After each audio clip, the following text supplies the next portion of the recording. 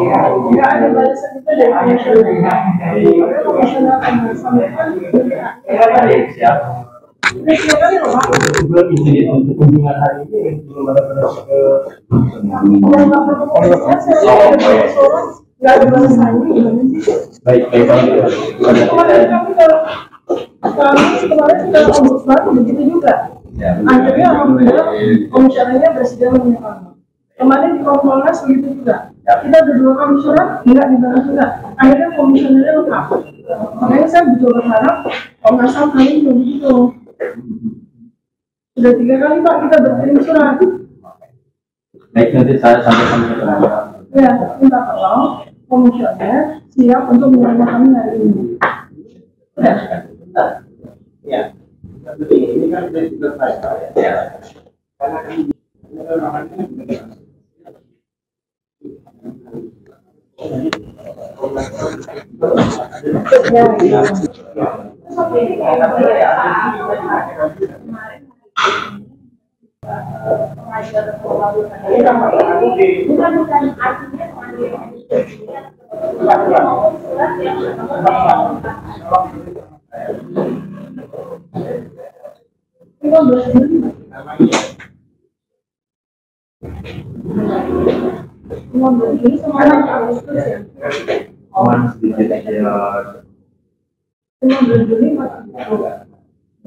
Ini loh Pak, ini mau disampaikan komisioner. Komnas HAM itu kan hadir pada gelar perkara.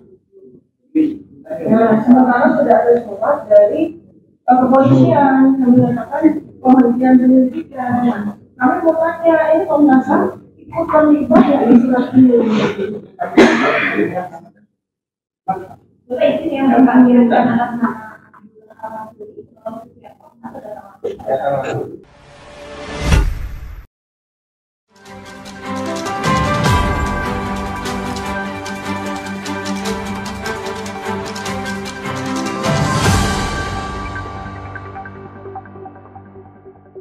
Racikan Berita 1. Kita bersurat, ya tidak ada surat ini juga 3 kali kan? Udah 3 kali makanya yang dulu 3 kali, yang terakhir ini kami bersurat 2 kali. Yang Juli, ada respon juga. Belum ada respon sama sekali. Padahal Komnas HAM ikut di dalam gelar perkara khusus. Mestinya kan waktu ikut gelar perkara khusus itu melindungi kepentingannya kita sebagai rakyat kan. Karena memang tupoksinya Komnas HAM itu kan melindungi hak asasi manusia. Dalam hal ini adalah warga negara. Bagaimana pasal 28 Undang-Undang Dasar 1945 dan pasal kebebasan informasi publik yang menjadi hak dari warga negara itu dilindungi, diakomodasi oleh Komnas HAM. Jadi bukannya kemudian Komnas HAM itu menjadi bagian dari alatnya kepolisian. Dan kemudian pada saat gelar perkara khusus itu kan juga terjadi pelanggaran hak asasi manusia.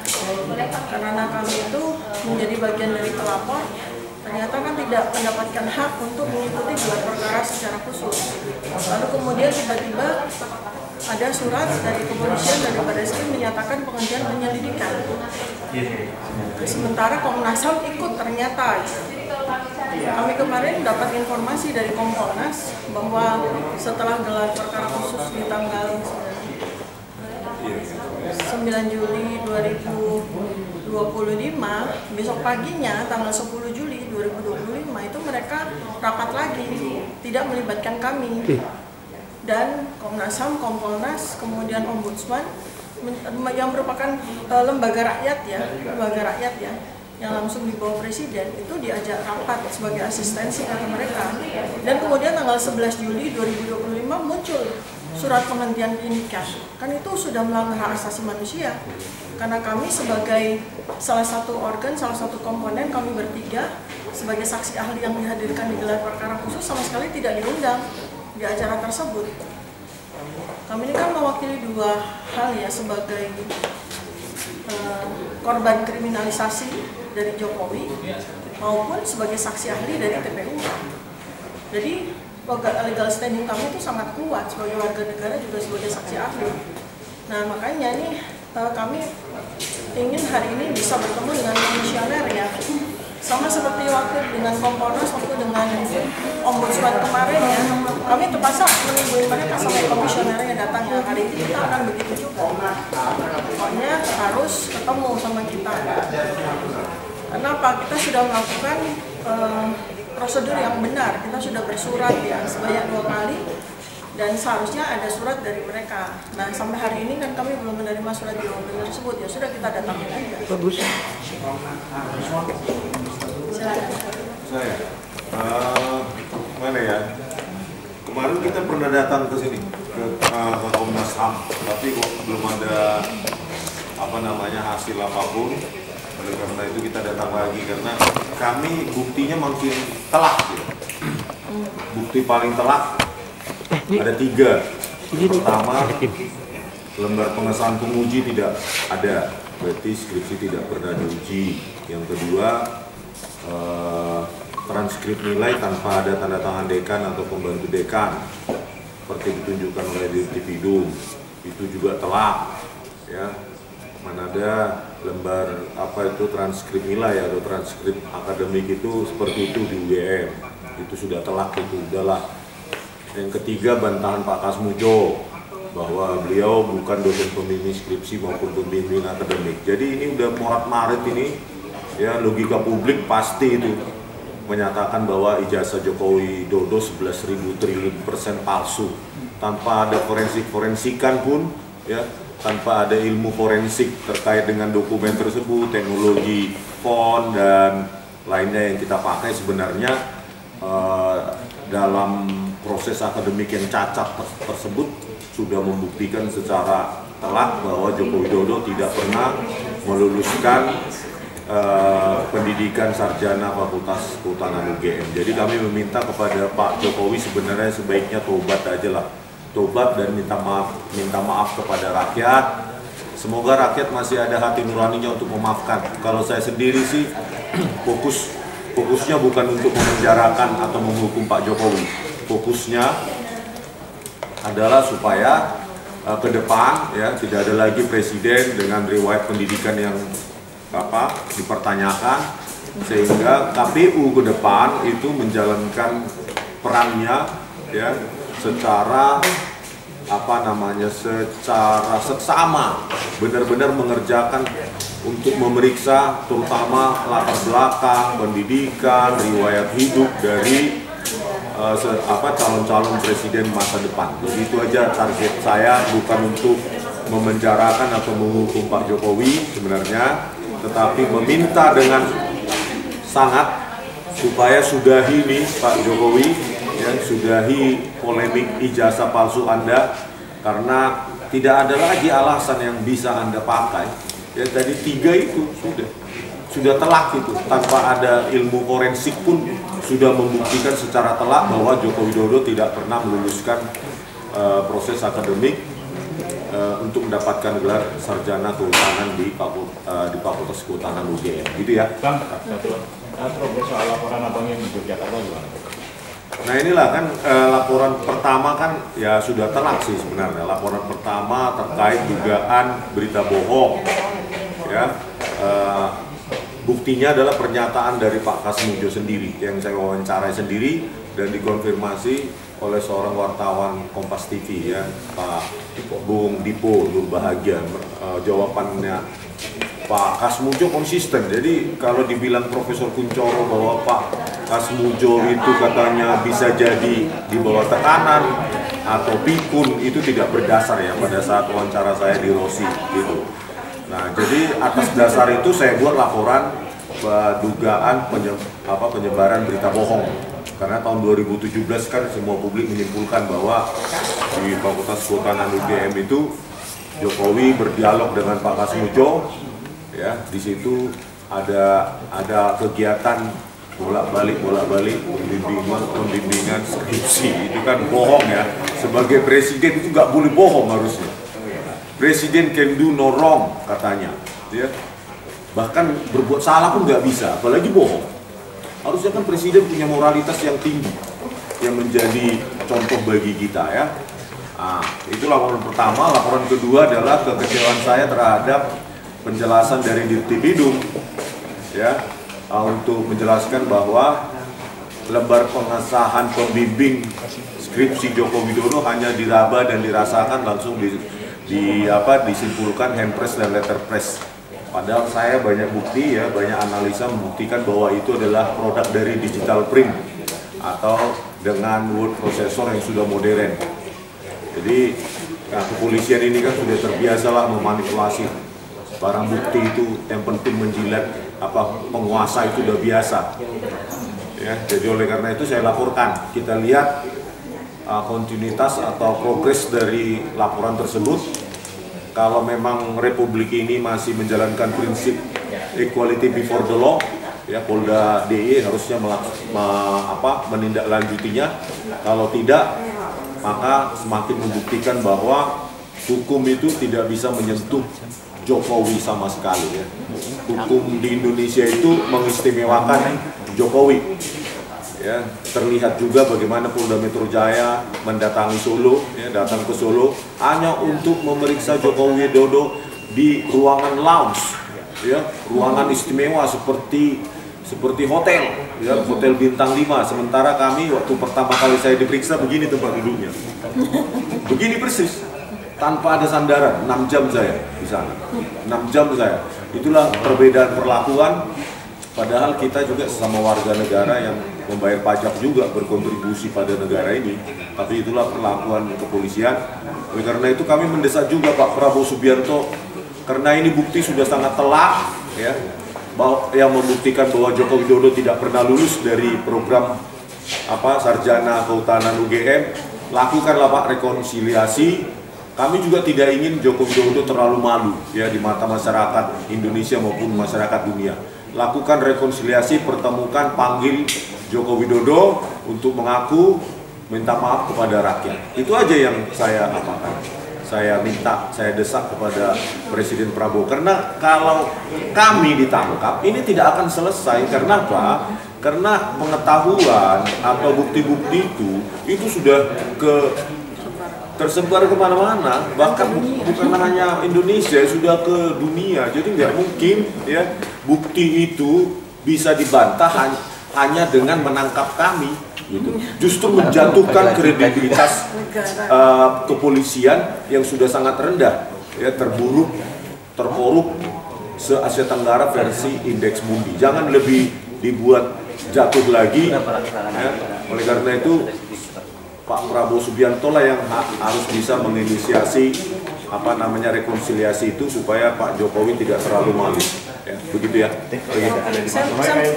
Ada tambahan? Oke. Kayaknya gatel banget. Ya, santai aja.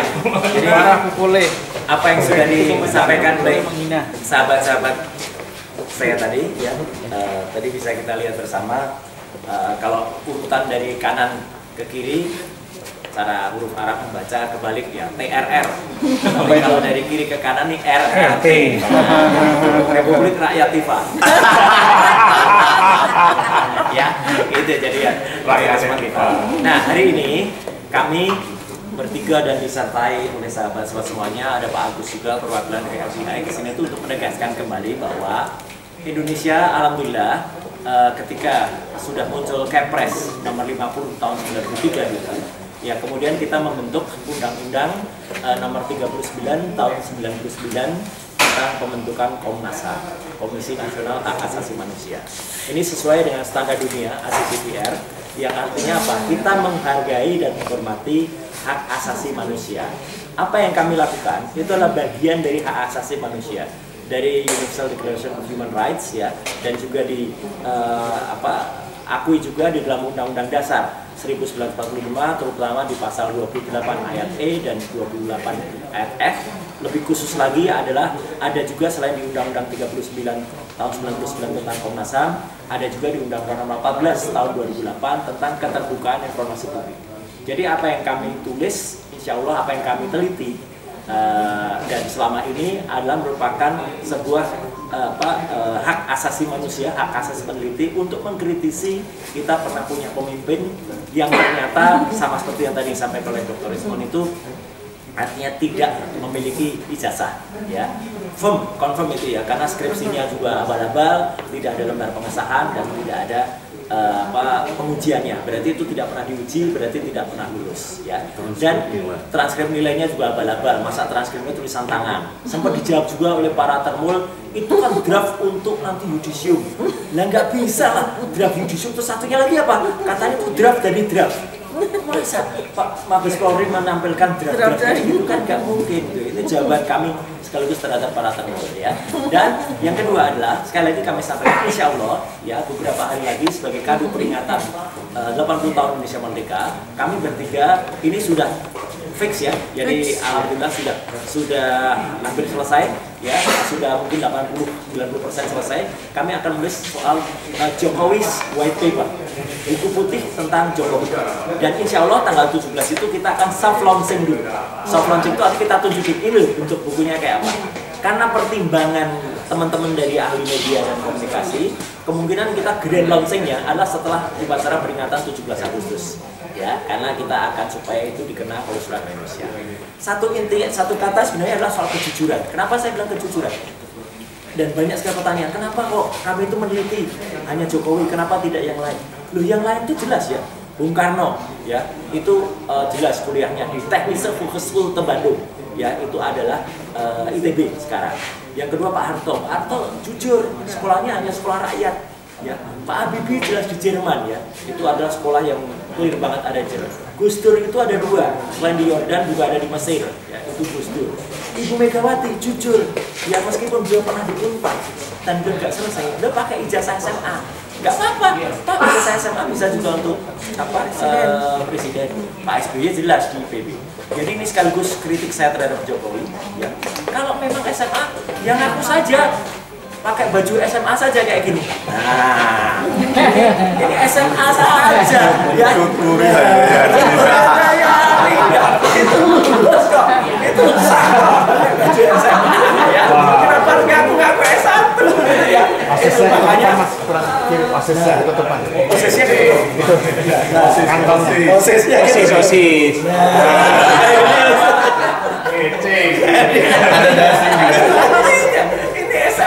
Jadi makanya sampai dengan SMA ya semua itu dijamin di Komnas HAM. Jadi kita minta hari ini kita di Komnas HAM di Jalan Latuh hari ini untuk menagih perlindungan dari Komisi Nasional Hak Asasi Manusia. Terima kasih. Tambahan ya. Jadi bukan sombong, tapi karena dukungan publik ya, dukungan rakyat kami tetap berdiri tegak. Jadi terima kasih ya, dukungan media juga, YouTuber. Tanpa dukungan kalian, ini semua data-data ini tidak akan pernah terekspos oleh publik. Ya, pengesahan penguji tidak ada, transkrip nilai tanpa tanda tangan, tanpa stempel, terus bantahan Pak Kasmujo, belum lagi kita analisa secara forensik. Ini semua data itu ya akibat memang kecerdasan publik. Kecerdasan publik yang menuntut agar ya tadi kalau dibilang kenapa Jokowi ya kalau ada kejanggalan lain tentang pejabat lain ya akan kami kupas juga, bukan hanya berhenti di sini. Misalnya Wapres sekarang punya ijazah dan lain. Kalau itu saya kalau besok Wapres saya pakai baju SD. Wow. Ya kan? Itu juga akan kita riset setelah ini, jadi dan yang lain-lain gitu ya. Jadi nggak ada orientasi harus keluarga Jokowi. Ya memang Joko Widodo lah yang dipertanyakan oleh publik, dimulai dipertanyakan oleh Bambang Tri dan Gus Nur. Ya, jadi kita berterima kasih juga dengan keberanian dan kenekatan Bambang Tri dan Gus Nur yang membuat publik tersadarkan, tersentak dari tidurnya. Loh, kok nekat ya? Saya juga berbicara dengan beberapa partai ya, orang partai, mereka juga nggak nyangka kok senekat itu mencalonkan diri. Kok bisa pakai jasa palsu? Mereka juga, bagi mereka itu di luar dugaan ya, gitu ya. Oke? Ini saya mau menambahkan ya. Jadi kita ini kan sudah disabot. Matiin aja dong. Disabot. Matiin aja. Ya ini Pelanggaran nih. sudah dalam 2 minggu ini sudah ke komisi-komisi ya. Pertama kepada Ombudsman, ya, kemudian ke Kompolnas, Komisi Polisi Nasional, dan sekarang ke Komnas HAM. Next kita pada minggu ini juga kita akan ke DPR, ya, ke Komisi 3 dan Komisi 1. Dan untuk diketahui oleh khalayak semua, rakyat Indonesia semua, ini sudah terjadi 3 kali nih ya. Kami sudah bersurat 2 kali ya, ke Ombudsman 2 kali, ke Kompolnas 2 kali, dan ke Komnas HAM 2 kali. Dan semua jawabannya itu suratnya tidak ada. Jadi kami khawatir ada sabotase di sini ya, karena sudah 3 kali ini terjadi. Di Ombudsman juga sampai dicari-cari suratnya, mereka berdalih tidak ada surat dua-duanya, padahal kami sudah ada tanda terimanya secara jelas. Ya, kemudian Kompolnas juga demikian, sampai kami dicari-cari. Ya, kemudian di sini juga tadi petugas mengatakan bahwa surat kami 2 surat itu tidak ada. Maka ini kan aneh sekali ya. Dikirim lewat apa, Bu? Dikirim ke sini, ada tanda terimanya. Datang langsung. Ada tanda terimanya. Ada tanda terimanya.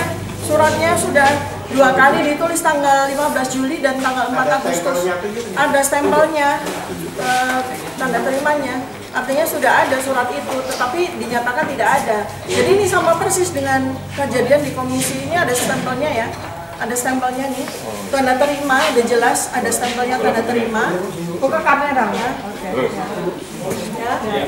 Ada tanda terimanya ada, dan kata petugasnya suratnya tidak ada. Itu sama persis dengan ketika kami di Ombudsman dan Kompolnas itu sampai kami tunggu 1 jam.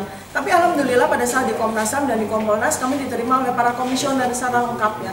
Bahkan di Kompolnas sampai 2 kali. Ya, untuk di sana.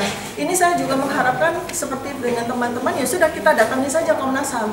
Karena kalau dihitung dari sejak pertama kami mengadukan kriminalisasi kami ini udah terhitung 3 kali kami ke Komnas HAM ya, tapi nggak ada respon sama sekali juga. Komisioner juga tampaknya belum ingin bertemu dengan kami. Padahal ingin saya tegaskan sekali lagi, komisi-komisi ini dibentuk sebagai sebuah badan independen untuk mengurus rakyat. Tupoksinya itu adalah untuk mengawasi pekerjaan dari lembaga-lembaga pemerintah yang dibayar oleh APBN, dibayar oleh APBD. Jadi seperti misalnya Ombudsman itu mengawasi lembaga-lembaga pemerintah semua yang dibayari APBN, APBD. Termasuk jangan lupa mengawasi kerja KPU juga, KPUD Solo, KPUD Jakarta sampai KPU Pusat. Termasuk juga mengawasi UGM juga, ya. Jadi itu tugasnya Ombudsman. Maka kemarin kami tagih tugas Ombudsman gitu ya. Kemudian yang kedua Kompolnas. Kompolnas itu bukan bagian dari organiknya polisi, bukan. Kompolnas itu adalah petugas atau lembaga yang mengawasi kerjanya polisi. Sama dengan Komnas HAM ini. Komnas HAM ini mengawasi pekerjaan lembaga, jangan sampai ketika terjadi sesuatu pada rakyat itu rakyat mengalami pelanggaran hak asasi manusia seperti yang terjadi pada kami. Kami dikriminalisasi seperti ini ya. Kemudian kami juga menerima surat panggilan dari kepolisian, itu menurut kami tidak manusiawi ya. Karena sekarang ini kita sedang berbahagia, sedang bergembira untuk menyiapkan hari ulang tahun kemerdekaan Republik Indonesia ke-80 loh. Ya, kita ini sudah sedang bersiap-siap untuk merayakan dengan segala macam kegiatan bersama dengan seluruh rakyat. Malah kita dipanggil loh sama Polda gitu loh. Kita ini dipanggil pada saat kita sedang ingin merayakan hari ulang tahun kemerdekaan Republik Indonesia ke-80. Itu kan sesuatu yang sangat tidak manusiawi dan akan kami sampaikan kepada Komnas HAM. Nah, kemudian berikutnya lagi, kenapa kami ke Ombudsman, kemudian ke Kompolnas dan ke Komnas HAM? Karena mereka bertiga, lembaga ini itu ikut hadir pada saat gelar perkara khusus seperti yang tadi saya sampaikan. Nah, kita akan menagih apa tugas mereka, apa masukan mereka kepada Polda, kepada Barreskrim. Kenapa sampai kemudian Barreskrim memutuskan untuk menghentikan penyidikan pada saat kami belum cukup sampaikan bukti kami. Makanya kalau segala media untuk kami menyampaikan bukti-bukti tentang ijazah palsunya Jokowi itu tidak bisa, tidak ada medianya, ya udah kami bikin buku aja. Dan supaya semua tahu ya bahwa buku ini kami tulis dalam 2 bahasa, bahasa Indonesia, bahasa Inggris, dan versi bahasa Inggrisnya akan ada di 25 negara loh. Ya, itu supaya tahu ya. Jadi di Amazon, dan sehingga apa yang sebetulnya sudah harus kita selesaikan secara level nasional, ya mohon maaf nih ya. Karena kita ini sekarang hidup di dalam dunia yang sudah borderless ya, di mana internet ini menyatukan kita. Jadi kita nggak membawa aib, justru orang yang membawa aib itu yang harus ditindak kan gitu ya. Orang yang membuat aib bagi negara kita itu yang harusnya ditindak, bukan kita yang menyampaikan kejujuran dan kebenaran gitu ya. Kemudian berikutnya lagi adalah bahwa persoalan ini bukan persoalan yang kecil, ya. Persoalan ini bahwa sebuah presiden sejarah yang mungkin sampai kapan-kapan, sampai negara ini ada, itu akan menjadi sebuah sejarah yang kelam. Dan keberadaan kami bertiga beserta dengan teman-teman TPWA dan teman-teman yang lain itu adalah membuat supaya sejarah Indonesia itu akan menjadi cerah di masa depan. Jangan sampai terjadi lagi nanti ada presiden berikutnya lagi pakai ijazah palsu lagi gitu, ya kan? Nanti presiden kedua kalau ini tidak segera diselesaikan sekarang, nanti presiden ke-20 pakai ijazah palsu lagi gitu, pakai besar pramuka mana lagi, kan bisa begitu tuh. Maka ini sebetulnya bagaimana cara kami semua beserta dengan semua rakyat yang membantu kami untuk menyampaikan data-data, ya, data-data yang sangat berguna bagi riset kami itu agar berhenti di sini. Agar kriminalitas yang terjadi, ya, atau tindak pidana yang terjadi dengan penggunaan dokumen yang tidak sah itu berhenti sampai di sini, ya. Kemudian seperti yang tadi sahabat saya Dr. Isman sampaikan, ya, apa yang sebenarnya kita harapkan, kita nggak pengen mengkriminalisasi siapapun kok, ya, kita nggak pengen mengkriminalisasi siapapun, kita ingin membersihkan sejarah Indonesia. Kita ingin membawa Indonesia itu kepada kegemilangan. Bagaimana mungkin Indonesia akan menuju Indonesia emas tahun 2045 kalau kita membawa sejarah noda yang sekelam ini, gitu ya. Maka itu adalah perjuangan bagi kami.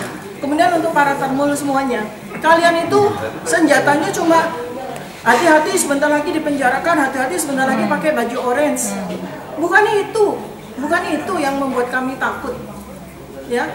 Kami juga tidak ingin menantang, tapi tolong narasi kalian itu kalian perbaiki dengan ilmiah, dengan bukti. Ini kami sekarang publikasikan di riset kami dalam bentuk buku. Jawaban kalian jangan jawaban penjara-penjara itu, ya, tapi jawaban kalian adalah jawaban ilmiah juga, ya. Itu, ya. Kemudian kepada UGM juga, ini Profesor Kuncoro kemarin bertemu dengan Dr. Isman juga sama sekali tidak ilmiah, ya. Justru yang merendahkan nama UGM itu juga orang-orang seperti Profesor Kuncoro itu yang membabi buta membela kesalahan atau kriminalitas atau kejahatan yang dilakukan oleh oknum yang mengatasnamakan sebagai lulusan UGM. Padahal kita sudah buktikan bahwa orang itu bukan lulusan UGM. Justru kita lulusan asli UGM yang membela UGM dengan cara yang benar, ya. Itu yang bisa saya sampaikan. Mudah-mudahan nanti teman-teman. Oh ya, silakan. Apakah ini bentuk pengabaian HAM di lembaga yang namanya Komnas HAM terhadap warga negara Indonesia yang terlanggar HAM-nya? Oh ya, udah jelas, ini kan dua materi ya sebetulnya. Pada saat kami pertama kali sekian bulan yang lalu ke Komnas HAM dan tidak direspon juga, itu pada saat itu kami mengadu semuanya. Kami pertama mengalami kriminalisasi. Kami ini tidak melakukan tindak pidana apapun. Teman-teman jurnalis juga menjalankan fungsinya sebagai jurnalis, ya. Teman-teman aktivis yang notabene adalah para advokat juga terlindung dengan undang-undang advokat, malah dikriminalisasi, ya. Kemudian yang kedua, aduan kami adalah kami mengalami persekusi, kami mengalami ancaman, teror, ya, yang melibatkan anggota keluarga kami. Pada saat itu kami sudah menempatkan Komnas HAM itu pada porsinya, tapi ternyata nggak direspon juga, gitu kan. Nah, karena itu kami kesini lagi, kali ini tambah lagi, bukan hanya sekadar itu. Tapi kemarin kami ingin menanyakan, kami ingin mempertanyakan kemarin kehadiran Komnas HAM itu di acara gelar perkara khusus itu fungsinya apa? Fungsinya membela rakyat seperti kami atau membela polisi nih? Ya, karena ini selama ini tuh para orang-orang yang jadi komisioner itu mereka tuh nggak sadar, mereka tuh dibayar sama kita dengan uang pajak kita, dan mereka itu posisinya itu mata mereka menghadap lembaga-lembaga pemerintah, punggung mereka bersama kami, bukan malah sebaliknya, mereka mau melototi kita rakyat, punggung mereka bersama dengan lembaga-lembaga, jadi pasang badan buat lembaga-lembaga yang melakukan kesalahan. Saya sampaikan seperti itu di Ombudsman kemarin, saya sampaikan juga di Kompolnas, dan sekarang akan kami sampaikan juga di Komnas HAM. Letak kalian itu di mana? Kalian bukan lembaga yang dibayar sama pemerintah, kalian dibayar sama uang rakyat. Jangan salah itu, jangan salah. Dan kalian tuh independen, di tengah, posisi di tengah, menerima aduan. Jadi ini petugas-petugas itu menerima aduan, bukan petugas polisi yang melakukan pemeriksaan terhadap kami. Itu salah besar. Jadi itu ya. Jadi pengabaian ini kelak bisa menjadi sebuah pelanggaran HAM dong kalau gitu? Oh iya pasti, mereka tidak menjalankan tupoksinya. Jadi apa artinya jadi komisioner? Apa artinya lembaga-lembaga ini dibentuk kalau ternyata tidak menjalankan fungsinya untuk mewadahi? Ditutup aja. Ditutup aja ya. Kenapa kita mesti membayar uang pajak kita untuk membayari komisioner yang tidak bekerja untuk rakyat ya? Jadi ini sekaligus untuk sebuah catatan buat mereka. Tapi dari ketiga lembaga kemarin saya appreciate dengan Kompolnas ya. Ya nggak tahu mereka itu nanti tindak lanjutnya bagaimana ya. Tapi yang jelas mereka sampaikan bahwa kami ini bukan orangnya Jokowi Bu. Kami ini kami ini komisioner. Orangnya anaknya Jokowi. Ya, bukan komisioner yang lantik sama Pak Prabowo. Oh, kalau gitu hebat dong, saya bilang gitu kan. Prabowo tuh Gibran yang melantik. Prabowo. Prabowo itu muridnya Jokowi, bodoh aja. Mudah-mudahan tidak ya, kita berbaik sangka sama Presiden Prabowo. Kita tunggu ya kabar Termulnya. Terbaru. kabar gembira 26 Agustus ya, katanya Pak Bambang Tri mau dikeluarkan amnesti dikeluarkan ya. Kita doakan. Kalau seperti itu ya kita nggak boleh berburu sangka sama Pak Prabowo ya. Semangat. 200 orang aktivis yang dikriminalisasi sama Jokowi itu masuk dalam daftar dalam 1128 yang dapat amnesti. Jangan sampai di dalamnya ada si Lester. Itu kode keras kita ya, jangan sampai. Dendam pribadi. Dia harus Menjalani dulu. Nah, terkait pelanggaran HAM, coba kalian bayangkan ya. Kami meneliti ijazah skripsi Joko Widodo dengan biaya sendiri. Tahu nggak berapa jumlah pasal yang dikenakan kepada kami? 9 pasal. Maling uang rakyat saja nggak ada ya kita dengar ya. Diancam dengan 9 pasal berlapis. 9 pasal berlapis. Ya. Bagaimana ini hak asasi manusia ini Komnas HAM ini? Ya. 9 pasal ancamannya ada undang-undang ITE itu ada yang 8 tahun, ada yang ya ITE 32 ya, pasal 32 dan 35, ada yang ancamannya 12 tahun. Kami dituduh menghasut oleh Termul ya, berani bersatu 6 tahun. Jadi ini kalau akumulasi bisa ancaman 30 tahun kami ini nanti. Gitu. 30 tahun hanya karena meneliti ijazahnya Joko Widodo dan terkonfirmasi palsu. Gitu loh. Ya, Pak Prabowo Subianto apakah mau meninggalkan legasi penegakan hukum yang hancur seperti ini? Ayo berdayakan lembaga-lembaga independen yang katanya untuk rakyat seperti Kompolnas, Komnas HAM dan lainnya. Kalau enggak tutup saja, bubarkan ini lembaga ini. Gitu loh. Masa kami meneliti diancam 9 pasal, Komnas HAM dia 9 pasal loh, ancamannya ada yang 12 tahun, 8 tahun, ada yang 6 tahun, total itu berapa tahun itu?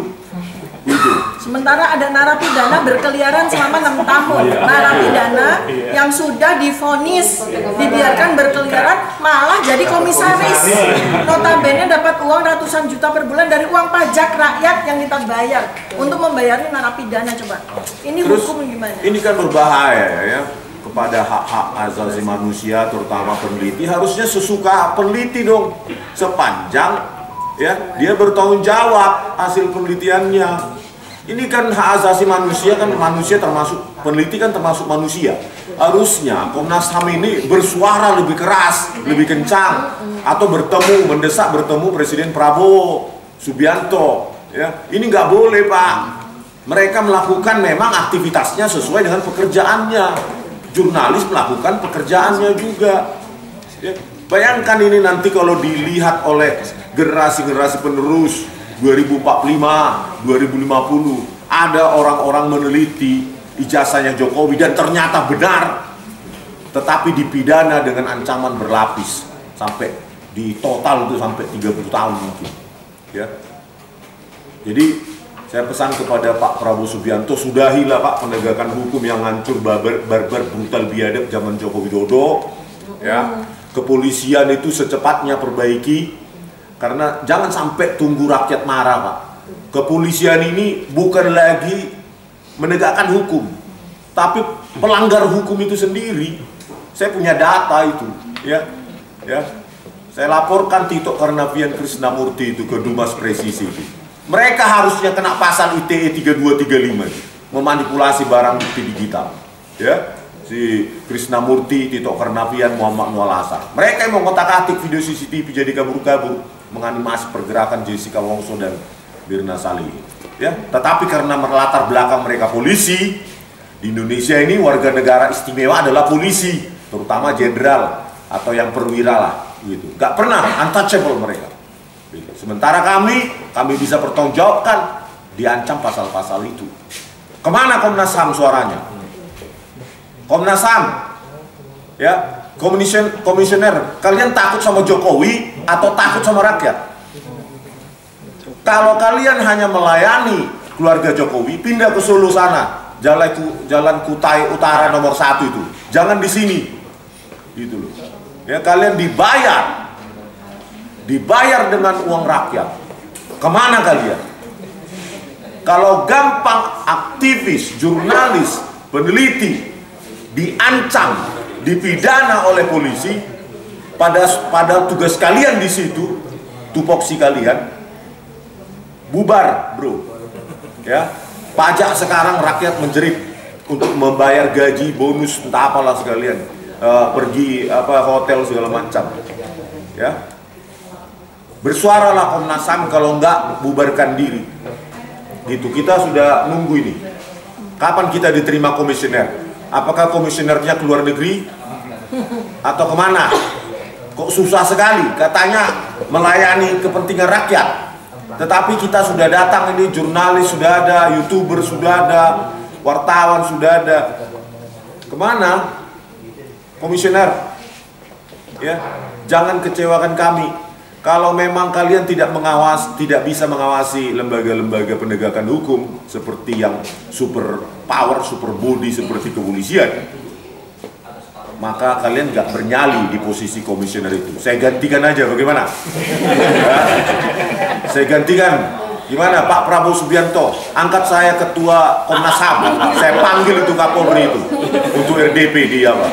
Ya, saya bongkar itu rekayasa kepolisian itu. Ya. Memang nyawa saya cuma satu, tapi lebih baik mati berjuang daripada mati jadi penjilat dan pengecut. Jos. Ini ya, buku insya Allah akan launching nih, buku tanggal 17. Ini Bu, boleh. Buku internasional, jadi tidak ada satu Pak Prabowo mendengar besok Jokowi white paper ya. Jokowi white paper ya, 600 halaman. Bahasa Indonesia, bahasa Inggris. Dikirimkan aja, sini WhatsApp aja. Ya, Butuh ini insert. supaya kelihatan ya, memang benar-benar kami buat dan akan kami finalisasi. Dan ini izinnya izin internasional, jadi jangan ada yang orang yang mencoba-coba untuk memberedel ya, karena zaman sekarang udah nggak ada lagi beredel-beredelan ya. Apalagi ini buku ilmiah, ya, buku ilmiah dengan standar ilmiah, jadi tidak ada lagi suatu pihak pun yang bisa melakukan pemberedelan, dan nggak ada zamannya lagi. Ya. Ada Bu, itu Jokowi undercover 1-2 nggak beredar. Ya karena Jokowi. Ya karena zaman Jokowi ya. Kalau Oh ya, sampai sekarang nggak ada di pasaran nggak ada. Oh ya, itu Tito Karnavian itu yang melarang itu. kalau ini nggak akan bakal bisa dibredel ya. Kalau sampai Indonesia tidak bisa, kan kami sudah ke internasional. Paperbacknya maupun digitalnya sudah di internasional. Oke. Ya. Oke, gitu ya. Baik. Udah banyak banget. Tadi udah pakai baju ini, tahu nggak artinya OSIS? Apa tuh Pak? Ojo sampai ijazahnya Sri Mulat. Oh ya, saya mau bicara dulu ya soal pasal yang tadi 9 pasal. Jadi kalau kami mendapatkan konsultasi dari para kuasa hukum kami ya, ada Pak Abdul Al-Katirib, ada Pak Ismat Syaf, ada teman-teman kuasa hukum ya. Ini sepertinya ya, karena sekarang itu soal ijazah itu sudah nggak bisa lagi dibantah ya. Soal ijazah itu sudah tidak bisa lagi dibantah. Sudah kami selesai tentang ijazah, sudah kami tulis semua detail by detail, termasuk perilaku Joko Widodo yang tidak sinkron, yang tidak konsisten sebagai mahasiswa, sebagai lulusan dari UGM sudah kami teliti. Jadi kami sepertinya akan dibelokkan kepada pasal-pasal seperti yang selama ini dipakai untuk memenjarakan para aktivis, termasuk Bambang Pri, termasuk Gus Nur, termasuk Habib Rizik, termasuk semua aktivis yang 200 orang itu. Jadi tampaknya seperti itu. Jadi nanti Jokowi itu nanti akan mendrop laporan palsu, laporan polisinya tentang ijazah, dan nanti akan bergerak itu pasal-pasal yang diadukan sama termul-termul itu. Ya, nah ini kan ujian besar bagi negara, ujian besar bagi Presiden Prabowo Subianto. Apakah membiarkan termul-termul itu berkongkal-lingkong dengan polisi untuk memenjarakan kami sebagaimana terjadi pada rezim Jokowi 10 tahun berapa ratus aktivis yang dipenjarakan dengan pasal-pasal karet itu ya. Prediksinya Jokowi akan mencabut laporannya, ya kan, supaya dia tidak ada keharusan menunjukkan ijazahnya, diuji kebenarannya di pengadilan. Oh ya. Sama seperti di Jokowi itu ya, di Pengadilan Negeri Sleman, NO, ya tak berwenang. Terus di Solo juga NO. Semua itu jalan agar Jokowi tidak diharuskan, diwajibkan menunjukkan ijazahnya. Prediksi lagi, ya. Setelah itu ada kemungkinan besar dia akan cabut laporan, ya. Sehingga kemudian seolah-olah jadi pahlawan. Negarawan. Terus prediksi lagi, hati-hati ya. Nanti Polda Metro Jaya akan dipenuhi karangan bunga. Ya, dipenuhi dengan terima kasih sudah melakukan penegakan tersangka, dan prediksi saya lagi banyak toko bunga menjerit karena dipesan dan tidak dibayar. Biasanya kayak gitu, Kayak jalan tol ya, vendor-vendornya. Traktor. Pesanan berapa itu? Jadi sekarang ya, saya ingin sampaikan kepada Itu SMK, Pak. Itu bukan. saya ingin sampaikan kepada teman-teman, juga kepada para aktivis, juga kepada para YouTuber. Sudah saat ini dengan penelitian yang sudah selesai kami lakukan, sudah tidak relevan lagi bertanya mana ijazah aslimu Jokowi, sudah tidak relevan lagi. Oh siap. Mau di dalam aja? Alhamdulillah. Tunggu ya. Mungkin karena dengar live itu ya. Dan kami sudah siapkan presentasi khusus untuk Komnas HAM. Ya. Dan di dalamnya lebih maju lagi, sudah ada beberapa perkembangan termasuk analisis soal luminance gradient. Ya, ini kemudian ada analisis lain lagi, dan kesimpulannya pun sudah tampak. Jadi ini adalah kesimpulan-kesimpulan yang berkembang daripada yang kemarin kita paparkan di Mabes. Tapi kesimpulannya nggak jadi asli. Nanti kita kumpul lagi ya. Oke.